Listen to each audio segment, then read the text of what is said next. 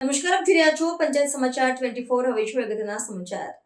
અનુસૂચિત જનજાતિઓની કલ્યાણ સમિતિએ ઝાલોદ તાલુકાના મુંડાહેડા ખાતે પાણી પુરવઠા અધિકારીઓને સાથે યોજી બેઠક। ગુજરાત વિધાનસભાની જનજાતિઓના કલ્યાણ માટેની સમિતિ દાહોદ જિલ્લાના ઝાલોદ તાલુકામાં મુંડાહેડા ખાતે પાણી પુરવઠા વિભાગના ક્ષેત્રીય અધિકારીશ્રીઓ સાથે બેઠક યોજી હતી। આ બેઠક દરમિયાન તેઓએ દાહોદ જિલ્લાના પાણી પુરવઠા યોજનાઓની કામગીરી અંગે સમીક્ષા કરી હતી। આ પ્રસંગે દાહોદ ધારાસભ્ય શ્રી કનૈયાલાલ કિશોરી, ઝાલોદ ધારાસભ્ય શ્રી મહેશભાઈ ભુરિયા, ઝાલોદ પ્રાંત અધિકારી શ્રી ભાટિયા ઉપસ્થિત રહ્યા હતા।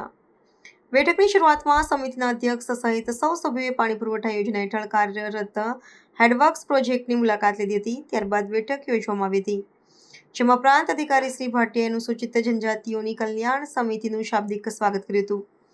સાથે ઝાલોદ ધારાસભ્ય શ્રી મહેશભાઈ ભુરિયાએ ઝાલોદ તાલુકાના 65 ગામોને સરળતાથી પાણી મળી રહે તે હેતુથી ગામમાં કરવામાં આવેલ પુરવઠા યોજનાના શિલાન્યાસથી લઈને આજ દિન સુધી થયેલા સમગ્ર પ્રક્રિયાનો ચિતાર આપ્યો હતો।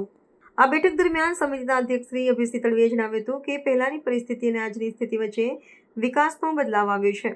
આદિવાસી પટ્ટીમાં ગણાતા આપણા દાહોદ જિલ્લામાં મોટેભાગે આદિવાસી પરિવારો રહે છે।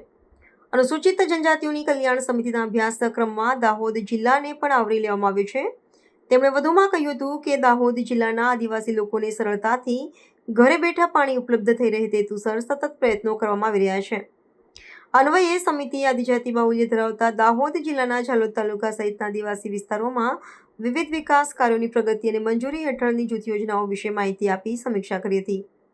સમિતિએ આ દરમિયાન ઉપસ્થિત સૌ ગ્રામજનોના પાણી સંબંધિત પ્રશ્નો સાંભળીને તેમના પ્રશ્નોનું ઝડપથી અને ટૂંક સમયમાં નિરાકરણ આવશે તેમ જણાવ્યું હતું। એ સાથે ઝાલોદ મુંડાહેડ પાણી પુરવઠા યોજના હેઠળના તમામ 65 ગામોને આવનાર સમયમાં પાણી પહોંચતું કરવામાં આવશે એમ કહ્યું હતું। આ નિમિત્તે પાણી પુરવઠા વિભાગ દાહોદના અધિકારી કર્મચારી શ્રીઓ, ગ્રામજનો, ઝાલોદ તાલુકાના પાણી પુરવઠા યોજના હેઠળ આવતા ગામોના સરપંચ શ્રીઓ, આગેવાનો, જિલ્લા તાલુકા સભ્યો ઉપસ્થિત રહ્યા હતા।